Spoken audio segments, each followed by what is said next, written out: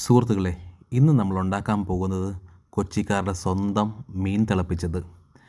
ഞാനിന്ന് രാവിലെ കൊച്ചി ബീച്ചിൽ കൂടെ നടക്കാൻ നേരത്ത് അവിടെ നമ്മുടെ ചൈനീസ് ഫിഷിംഗ് നെറ്റൊക്കെ നിങ്ങൾ കണ്ടു കാണൂലേ, നമ്മുടെ ചീനവല അവിടെ ഇതാ പൊക്കിക്കൊണ്ട് വരുന്നു. നല്ല പിടയ്ക്കണ പ്രാഞ്ഞിൽ ഒന്നും നോക്കിയില്ല, കുറച്ചങ്ങോട്ട് വാങ്ങിച്ച് വീട്ടിൽ കൊണ്ടുവന്നു. ഇന്നത് നമ്മൾ തിളപ്പിക്കാൻ പോവാം. അതിനായിട്ടൊരു ചട്ടി എടുത്ത് വെച്ച് നല്ല ശുദ്ധമായ വെളിച്ചെണ്ണ ഒഴിച്ച് അതിലേക്ക് ഇഞ്ചി, വെളുത്തുള്ളി, പിന്നെ കുറച്ച് മുളക് കണ്ടിച്ചിട്ടു, പിന്നെ നമ്മുടെ കറിവേപ്പില ഇത് വിട്ട് ശരിക്കും അങ്ങോട്ട് ഇളക്കി അങ്ങോട്ടേക്ക് നല്ല രീതിയിൽ വഴറ്റി കൊണ്ടുവന്നു. അത് കഴിഞ്ഞ് അതിലേക്ക് നമ്മുടെ ചെറുള്ളി ആട്ടോ ഇടുന്നത് കുറച്ചും കൂടി ടേസ്റ്റ്. അതും എടുത്ത് അതും ശരിക്ക് കുനുകുനാന്ന് അരിഞ്ഞിട്ട് അതും ഇതിൻ്റെ കൂടെ ചേർത്തു.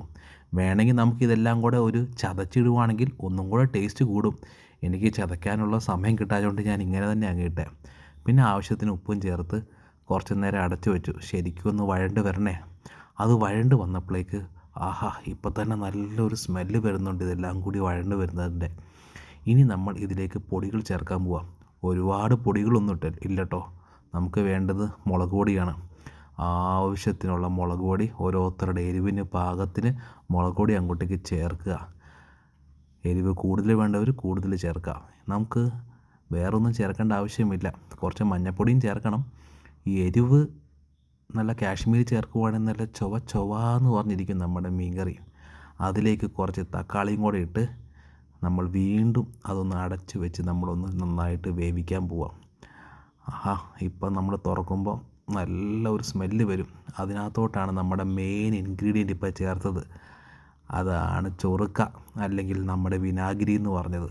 അതും ചേർത്ത് നന്നായിട്ട് ഇളക്കി കഴിഞ്ഞിട്ട് നല്ല തിളപ്പിച്ച വെള്ളം എടുത്ത് അതിലേക്ക് നമുക്ക് വേണ്ട എന്തോരം വേണോ അതനുസരിച്ച് ഒഴിച്ച് ആഹാ, ഇനി നമ്മൾ മൂടി വെച്ച് ഇത് ശരിക്കും തിളയ്ക്കണം. തിളച്ച് വരുന്നത് കണ്ടിട്ടേ ഇപ്പോൾ എന്നാ മണവാന്നറിയാമോ? ഇതാട്ടോ ഞാൻ പറഞ്ഞ നമ്മുടെ പ്രാഞ്ഞിൽ കുട്ടന്മാർ എല്ലാത്തിനും ഞാൻ കഴുകി സൂപ്പറാക്കി വെച്ചേക്കുക. ഓരോന്നായിട്ട് എടുത്ത് ആ തിളച്ച ആ ചാറിലോട്ട് ഇതങ്ങോട്ടേക്ക് ഇടും. ഇത് കാണുമ്പോൾ തന്നെ ഇപ്പോഴേ വായിൽ വെള്ളം വരുന്നു, ചോറ് കൂട്ടി കഴിക്കുന്നത് ആലോചിക്കുമ്പോൾ തന്നെ. അങ്ങനെ ഇതെല്ലാം ഇട്ട് നന്നായിട്ട് മൂടി വെച്ച് തിളപ്പിച്ചെടുത്ത് കഴിഞ്ഞാൽ നമ്മുടെ ഒന്നാന്തരം ഫോർട്ട് കൊച്ചി സ്റ്റൈല് മീൻ തിളപ്പിച്ചത് റെഡി. നിങ്ങൾ ഒരു പ്രാവശ്യം ഇങ്ങനെ ഒന്ന് ഉണ്ടാക്കി നോക്ക്, ഇഷ്ടപ്പെടുകയോ ഇല്ലയോ എന്നുള്ളത്.